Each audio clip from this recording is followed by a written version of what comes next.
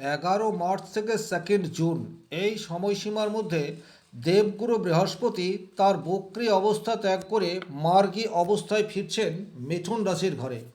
আপনার রাশি বা লগ্ন যদি হয় তুলা, সেক্ষেত্রে আপনার জীবনে বেশ কিছু পজিটিভ পরিবর্তন সেটি আসতে চলেছে। জীবনের কোন কোন ক্ষেত্রে আপনি অনেকটা এগিয়ে যেতে পারবেন, আর কোন কোন ক্ষেত্রে আপনাকে কিছুটা হলেও সতর্কভাবে পা ফেলতে হবে, এই বিষয়টি এই ভিডিওটিতে কমপ্লিট অ্যানালাইসিস করার চেষ্টা করব।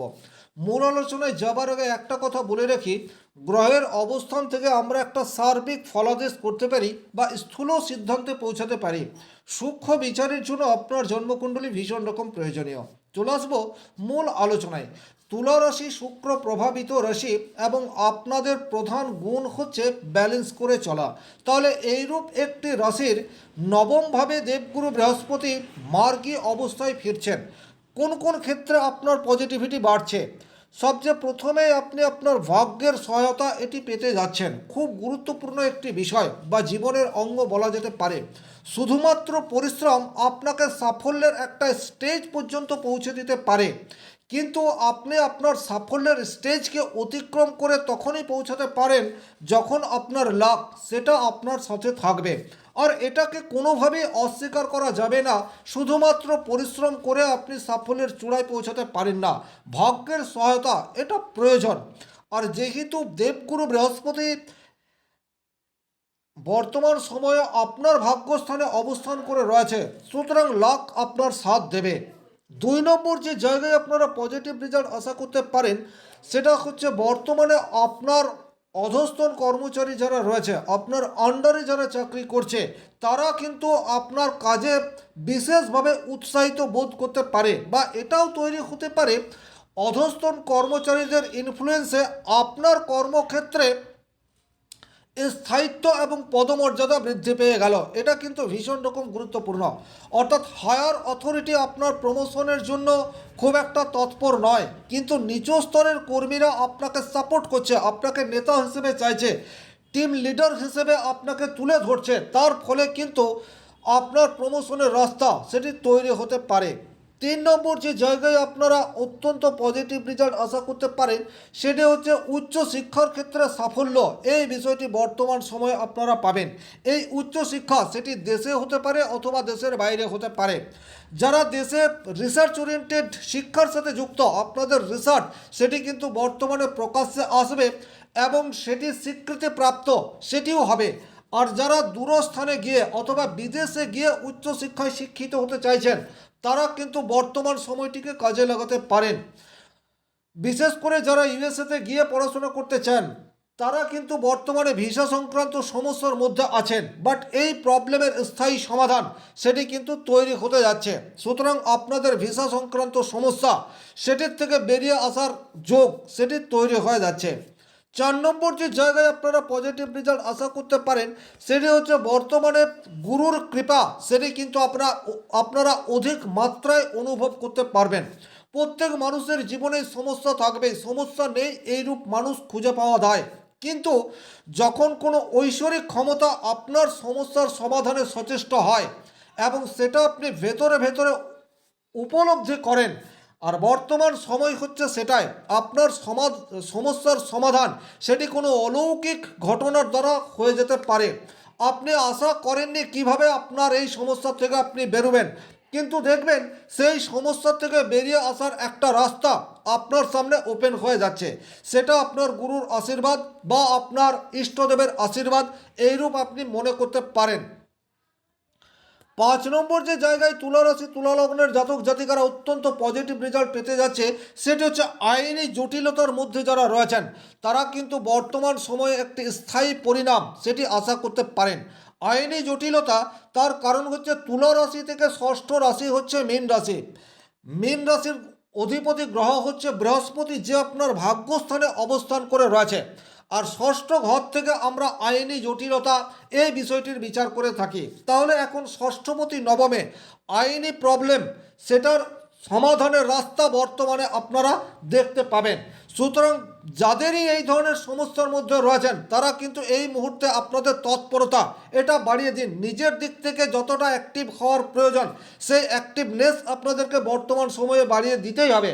কারণ আমাদের দেশের বিচার ব্যবস্থা সেটি একবার যদি কোনো কেস মামলা মোকদ্দমা হয়ে যায় সেটা ডেটের পর ডেট তারপর ডেট পড়তেই থাকে, কিন্তু বর্তমান সময় এমন যখন আপনি অ্যাক্টিভ হয়ে উঠলে আপনার আইনি সমস্যার একটা সমাধানের রাস্তা আপনার সামনে চলে আসতে পারে।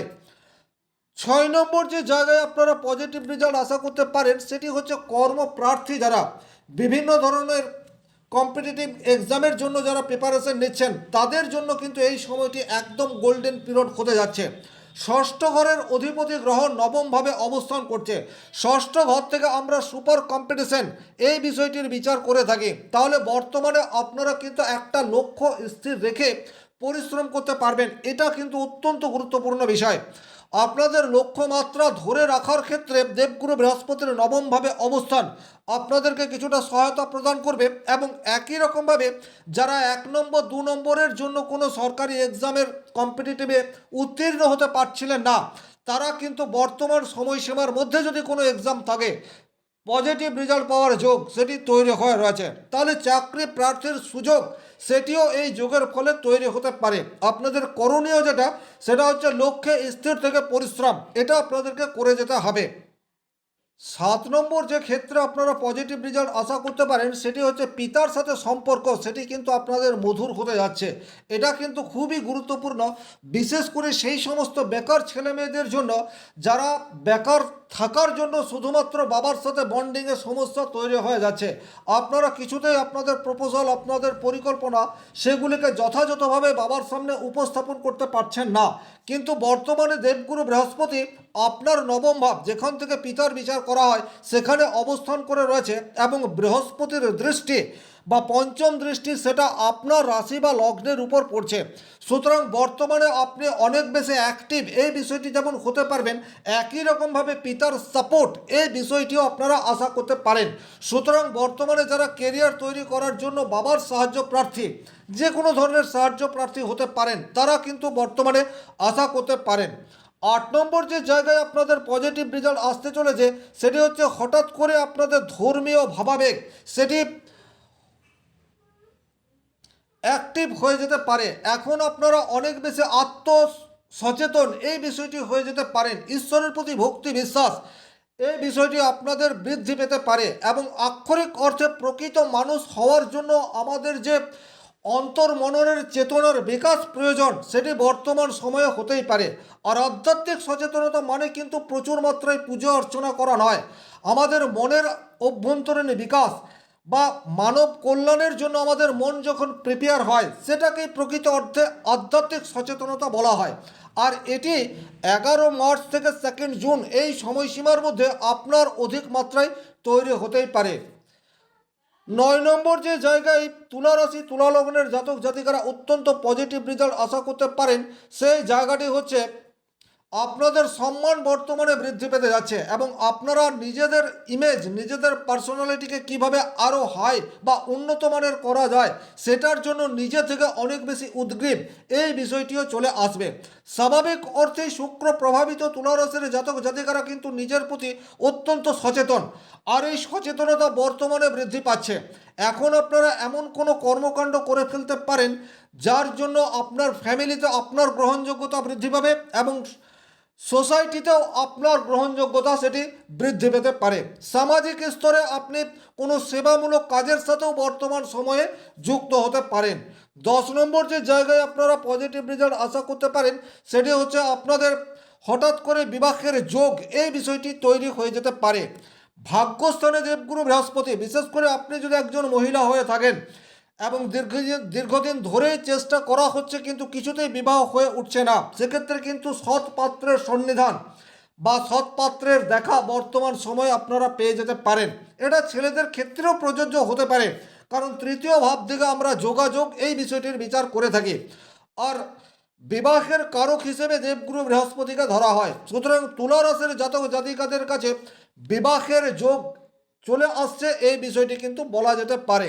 তবে ব্যক্তিগতভাবে আপনার জন্মকুণ্ডলিতে বৃহস্পতি যদি অত্যন্ত নেগেটিভ অবস্থায় থাকে, ষষ্ঠ অষ্টম দ্বাদশের সাথে রিলেটেড হয় বা বক্রি অবস্থায় থাকে বা রাহু কেতু এই সমস্ত গ্রহের সংস্পর্শে থাকে, সেক্ষেত্রে কিছু কিছু ক্ষেত্রে আপনাকে সাবধানতা অবলম্বন করে চলতে হবে। নাম্বার 1, আপনি অতিরিক্ত আত্মবিশ্বাসী বর্তমানে হয়ে যেতে পারেন। এই অতিরিক্ত আত্মবিশ্বাসী আপনার মনে অহংকার সেটি তৈরি করে দিতে পারে, সুতরাং সাবধান থাকতে হবে। স্বাভাবিক অর্থে তুলা রাশির জাতক জাতিকারা খুব বেশি অহংকারী নয়, কিন্তু ব্যক্তিগতভাবে বৃহস্পতি যদি অশুভ অবস্থায় থাকে তাহলে বৃহস্পতি আপনার ভাগ্যস্থানে রয়েছে এবং বৃহস্পতির দৃষ্টি সেটা আপনার উপর পড়ছে, তার ফলে কিন্তু আপনাদের মধ্যে আমিত্বের প্রকাশ এটি বৃদ্ধি পেতে পারে। 2 নম্বর, বাবার সাথে সম্পর্কের হানি, এই বিষয়টি কিন্তু তৈরি হয়ে যেতে পারে। যদি দেবগুরু বৃহস্পতি আপনার বাচ্চাটি শুভ রয়েছে সেক্ষেত্রে বাবার আশীর্বাদ এটি আপনি পাবেন, কিন্তু বৃহস্পতি যদি অশুভ থাকে বাবার সাথে অকারণে মতবিরোধ সেটি তৈরি হয়ে যেতে পারে। সুতরাং পরিস্থিতি কিভাবে নিজের নিয়ন্ত্রণে আনবেন সেটার চেষ্টা আপনাকে করতে হবে। কোনো ধরনের আর্গুমেন্টে জড়িয়ে পড়লে আপনার আখেরে ক্ষতি হতে পারে, এটা আপনাকে মাথায় রাখতে হবে। এমন কোনো সিদ্ধান্ত বর্তমান সময়ে আপনি নিয়ে ফেলতে পারেন যেটার জন্য আপনার অদূর ভবিষ্যতের প্ল্যানিং সেটা নষ্ট হতে পারে। সুতরাং আপনার বৃহস্পতি যদি রাহু যুক্ত হয়ে যায় বা ষষ্ঠ অষ্টম দ্বাদশের সাথে সম্পর্ক তৈরি করে, বড় কোনো সিদ্ধান্ত নেওয়ার পূর্বে আপনার সহৃদয় ব্যক্তি, সে আপনার মা বাবা স্ত্রী স্বামী যেই হোক না কেন, তার সাথে পরামর্শ গ্রহণ করে নেবেন। 4 নম্বর যে জায়গায় আপনাকে কিছুটা হলেও সতর্কতা অবলম্বন করে চলতে হবে সেটি হচ্ছে বর্তমানে আপনি ধর্মীয় বিতর্কে জড়িয়ে পড়তে পারেন। ধর্মীয় ভাবাবেগ সেটা বর্তমানে আপনার মনের মধ্যে অধিক মাত্রায় তৈরি হবে এবং আপনি কোনো না কোনো বিতর্ক সেটা ক্রিয়েট করে ফেলবেন। এই জায়গা থেকেও আপনাকে দূরত্ব মেনটেন করে চলতে হবে। 5 নম্বর যে জায়গায় আপনাকে কিছুটা সাবধানতা অবলম্বন করে চলতে হবে সেটা হচ্ছে হঠাৎ করেই কোনো লিগ্যাল ইস্যু আপনার সামনে এসে উপস্থিত হতে পারে। সুতরাং আপনাকে একটু সতর্ক থাকতে হবে, সেই সমস্ত জায়গায় আপনার যাওয়া চলবে না বা নিজের কোনো মতবাদ দেওয়া চলবে না যেখান থেকে আইনি জটিলতা তৈরি হতে পারে। বিশেষ করে পলিটিক্যাল অ্যাঙ্গেল থেকে এই মুহূর্তে কোনো ধরনের আইনি জটিলতার শিকার আপনি হয়ে যেতে পারেন, সুতরাং সাবধান থাকতে হবে। শিক্ষার ক্ষেত্রে মনোনিবেশ, এই জায়গাটায় কিছুটা প্রবলেম সেটা আপনার তৈরি হতে পারে।